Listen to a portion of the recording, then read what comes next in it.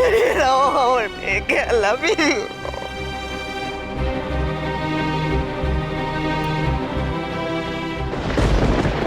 জোৎস্না! জোৎস্না কোথায়?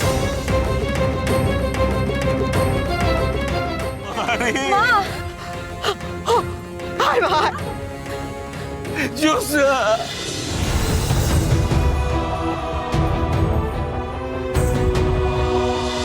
জোৎস্না কোথায় গেছিলি মা, কোথায় গেছিলি? ঘরে ঘুমাচ্ছিল না বলে আমি দাওয়ায় বেরিয়ে এসেছিলাম, তখন ওই ময়না মাসির সাথে দেখা হয়। তাই বাবা, আমি আবার ওষুধটাও আনতে হবে, সব কাজ এখন একা করতে হবে। যাই, কাজগুলো করে নে। আমি যাব, আর তারপর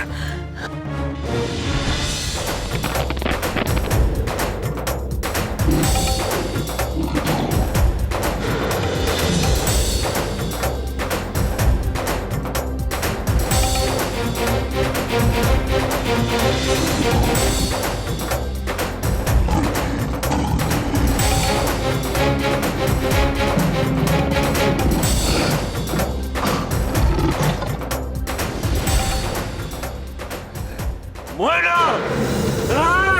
খারাপ খারাপ খারাপ খারাপ মিয়া, খারাপ খারাপ খারাপ। চুপ করো, উত্তেজিত হয় না, মাথা ঠান্ডা রাখো। ময়না, এটা তুই কি করলি? খুব অন্যায় কাজ করছিস। আজ জোৎস্নার বড় ক্ষতি হইতে পারতো, সর্বনাশ হইতে পারতো। তাও ক্ষমা চাও, ক্ষমা চাও। কি হলো? চুপ করে খাড়া আছো কেন? যা, ক্ষমা চা, যা।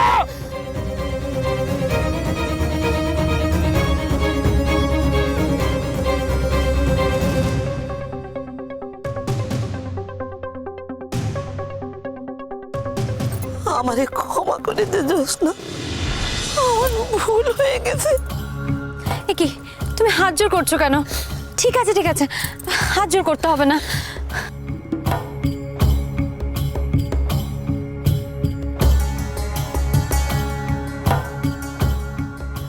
এই দিনটা আমি এত সহজে ভুলবো না রে জোৎস্না। একদিন না একদিন এর শোধ আমি তুলবই তুলবো।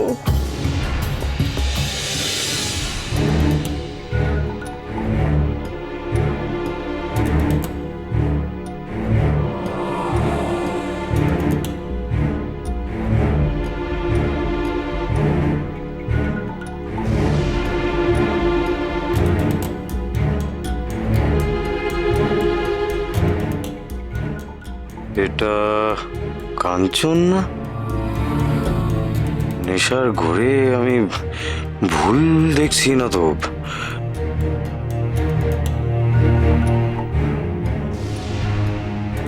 না না না, ভুল তো দেখিনি, এ তো কাঞ্চন।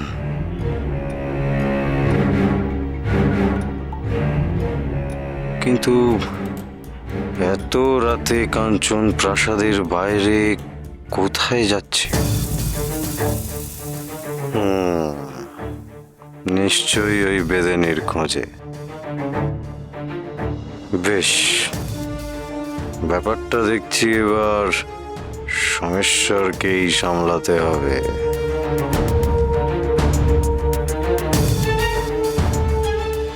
দেখতে দেখতে কতগুলো বছর কেটে গেল, তাই না রুক্মিণী?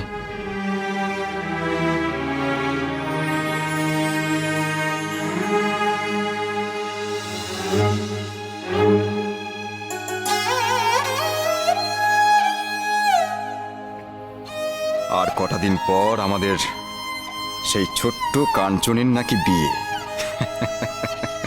বাবা যায়, যে কাঞ্চনকে আমরা কোলে পিঠে আগলেছি, যে কাঞ্চন আমার আঙুল ধরে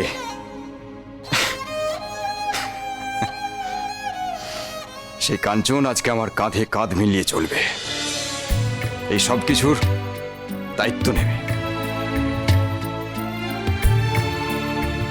একবার ভেবে দেখো রুক্মিণী। হ্যাঁ মহারাজ, কিন্তু জানেন মহারাজ, কাঞ্চন যখন সেদিন সকলের সামনে বলল যে ওই বিয়েটা করতে চায় না, তখন আমার খুব ভয় করেছিল। আমার বারবার মনে হচ্ছিল কাঞ্চন নিজের বাবা মার কথা অমান্য করলো। এরকমটা সে কবে থেকে হয়ে গেল, আর কেন? তাহলে কি ওকে বড় করে তোলায় আমার কোনো খামতি রয়ে গেল? আমি কি ওকে সবকিছু শিখিয়ে উঠতে পারলাম না?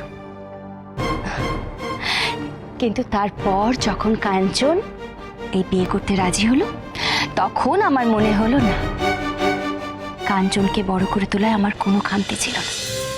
আজও কাঞ্চন তার বাবা মার কথা অমান্য করতে পারে না। ওর মা ওকে যা বলে ও তাই করে। আপনি দেখবেন মহারাজ, আমার কাঞ্চন লক্ষ্মীকে ছাড়া আর কোনো মেয়ের দিকে কখনো ফিরেও তাকাবে না।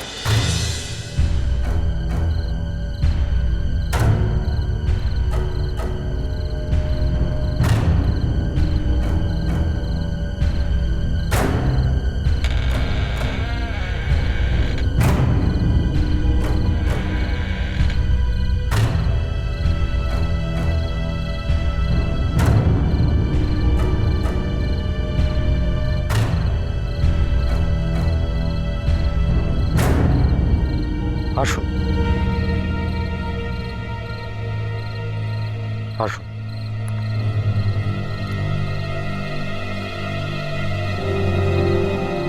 তুমি আমার কোথায় নিয়ে এলে? কি এমন দেখাবে জোর করে আমাকে নিয়ে এলে? কি হয়েছেটা কি? আস্তে আস্তে। আমি বুঝতে, কাঞ্চন এখানে এত রাতে কার করেও কি মারছে? আরে ওই যে আমি বেদিনী মেয়েটির কথা বলেছিলাম, যার সাথে কাঞ্চন। কাঞ্চন চিরকাল লক্ষ্মীর ছিল আর লক্ষ্মীরই থাকবে, না কখনো অন্য কারোর ছিল আর না হবে। কিন্তু কিন্তু তবে ওই মেয়েটিকে আমার চাই। আমিও ওই মেয়েটিকে অন্য কারোর হতে দেব না। ঠিক আছে ঠিক আছে, তাই হবে। এখন চলে এসো।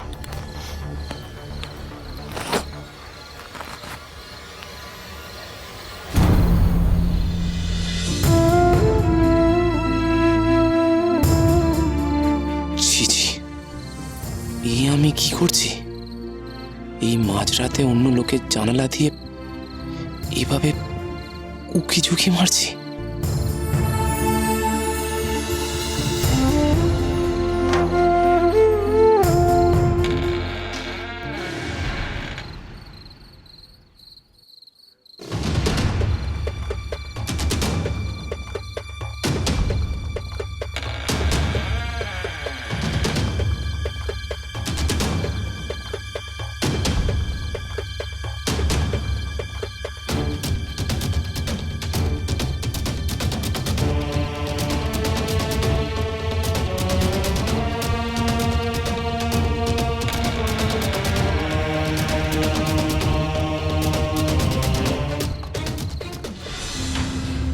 আপনি কোনো চিন্তা করবেন না, আমি থাকতে লক্ষ্মীর বিয়েতে কোনো সমস্যা হবে না।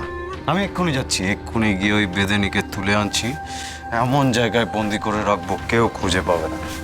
দাঁড়াও, তোমায় কি আমি কিছু করতে বলেছি? কে করবে তবে?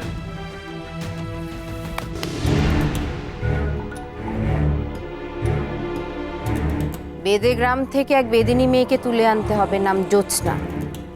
যাও।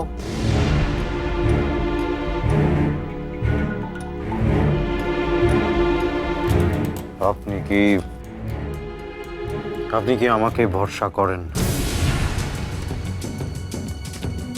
তোমাকে ভরসা করার প্রশ্নই উঠে না। সোমেশ্বর, তুমি মন্ত্রীপুত্র, সব কাজ তোমায় শোভা পায় না। কাউকে নিজে গিয়ে তুমি তুলে আনবে, এটা তোমার কাজ নয়। এটা যার কাজ আমি তাকে দিয়েছি। ওরা জ্যোৎস্নাকে নিয়ে আসুক, তারপর না হয় তুমি তোমার ইচ্ছে পূরণ করো।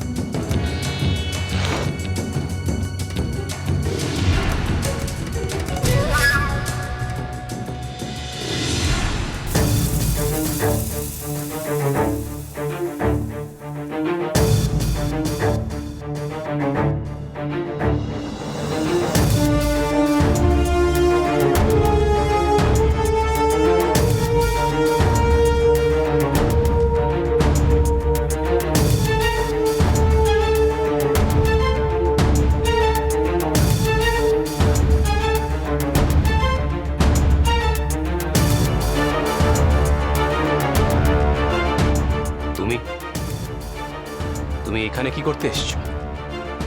আরে এখন তো আমাদের যাতায়াত বাড়তেই থাকবে ভাই। তুমি আমার বোনকে বিয়ে করতে চলেছো, আমার ভগ্নিপতি হবে, এখন তো আমাদের আলাপচারিতা বাড়তেই থাকবে। নিজেদের ভালো লাগা খারাপ লাগাগুলো বুঝে নিতে হবে না? আমি এলাম তোমার সঙ্গে একটা বোঝাপড়া করতে। বোঝাপড়া? কি বোঝাপড়া? দেখো কাঞ্চন, আমাদের এখন যা বয়স, মরা যৌবন, অনেক মেয়েকেই আমাদের পছন্দ হতেই পারে। তোমারও হয়েছে, আমারও হয়েছে, এতে তো দোষের কিছু নেই, তাই না? দেখো সোমেশ্বর, তুমি কি বলছো আমি কিছুই বুঝতে পারছি না। কাকে ভালো লাগার কথা বলছো তুমি?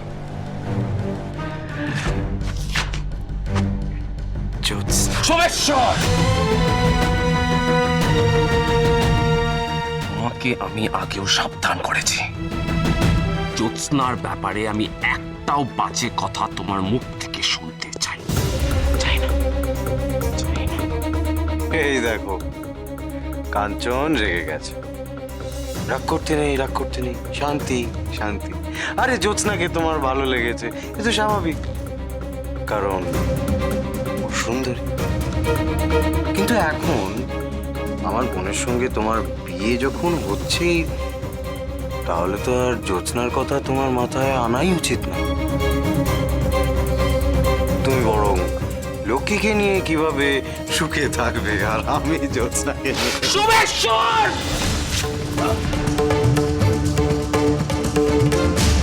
শোনো সোমেশ্বর, শোনো সোমেশ্বর, জ্যোৎস্নার দিকে কুনজরে তাকালে আমি কিন্তু তোমায় ছাড়বো না, ছাড়বো না। কিচ্ছু করতে পারবে না কাঞ্চন, কিচ্ছু করতে পারবে না। তার কারণ ঠিক যে সময় তোমার আর লক্ষ্মীর বিয়ে ঘোষণা হবে, এই সময় অন্যদিকে আমার লোকেরা জ্যোৎস্নাকে তুলে নিয়ে আমার পায়ে ফেলবে।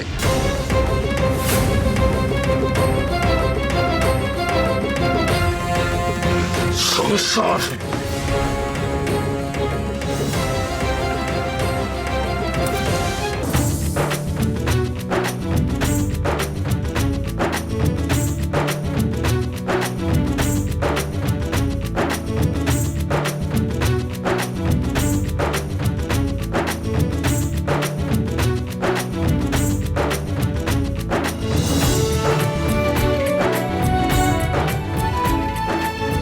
আজ এখানে উপস্থিত সবার সামনে আমি বড় আনন্দের সঙ্গে একটা জরুরি ঘোষণা করতে চাই। আজ আমি খুব খুশি কামিনী। শুধু তোমার জন্য আমাদের এতদিনের পুরনো স্বপ্ন একটু একটু করে পূরণ হতে চলেছে। আমি আজই আমার একমাত্র পুত্র শ্রীমান কাঞ্চন কুমারের সঙ্গে আমার পরম মিত্র মহামন্ত্রী বোধাদিত্যের একমাত্র আদরের কন্যা লক্ষ্মীর বিয়ের কথা পাকা করতে চলেছি। আপনাদের শুভেচ্ছা আশীর্বাদ একান্ত প্রার্থনীয়।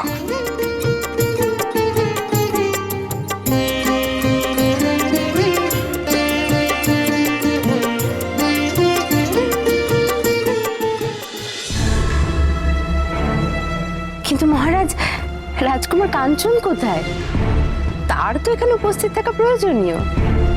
সত্যি তো, কাঞ্চনের তো এতক্ষণ চলে আসার কথা ছিল। মহারানী, কাঞ্চন কোথায়? মহারাজ আপনি দাঁড়ান, আমি দেখছি। রানীমা, রানীমা আপনি কেন যাবেন? আমি নিজে গিয়ে দেখছি।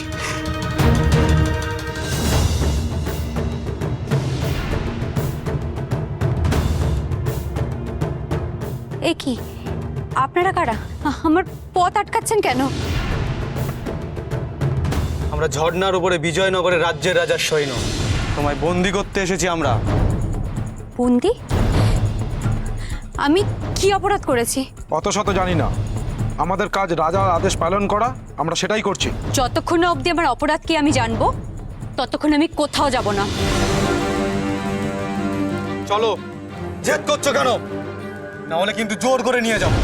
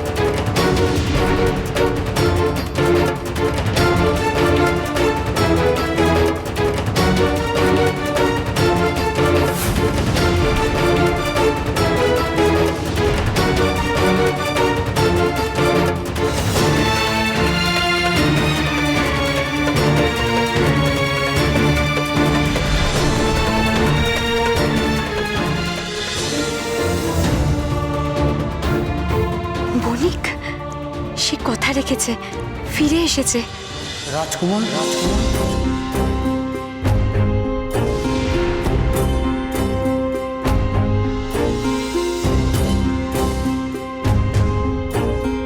তোমরা কেউ জ্যোৎস্নাকে ছোবে না, এটা আমার আদেশ। আশ্চর্য, বণিককে দেখে এরা সবাই মাথা নত করলো কেন? আর ওর আদেশই বা মানছে কেন? উঠে দাঁড়াও।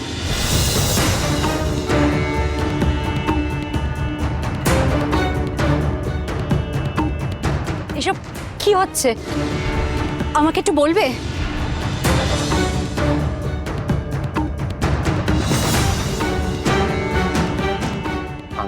উনি আমাদের বিজয়নগর রাজ্যের রাজপুত্র কাঞ্চন কুমার। আমার পুত্রকে বিশেষ কারণে বাইরে যেতে হয়েছে, তাই তার আর লক্ষ্মীর বিয়ের সংবাদ আমায় তাকে ছাড়াই ঘোষণা করতে হচ্ছে।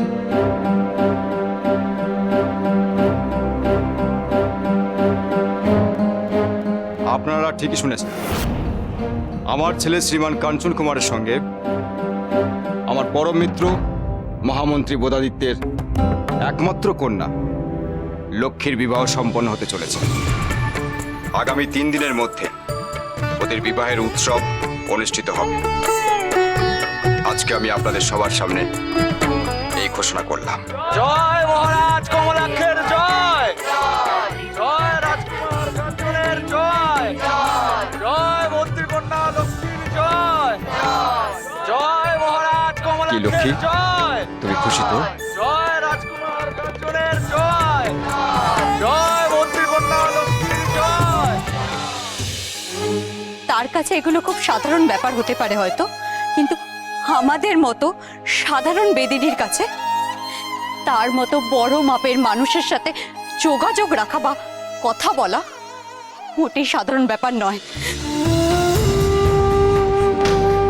জ্যোৎস্না, তুমি এটা ঠিক বললে না। রাজপুত্র তোমার বন্ধু, তার সাথে কথা বলা পবনের সাথে কথা বলার মতোই সাধারণ বিষয়। এর জন্য আমি তোমাকে নিজের আসল পরিচয় দিতে পারিনি।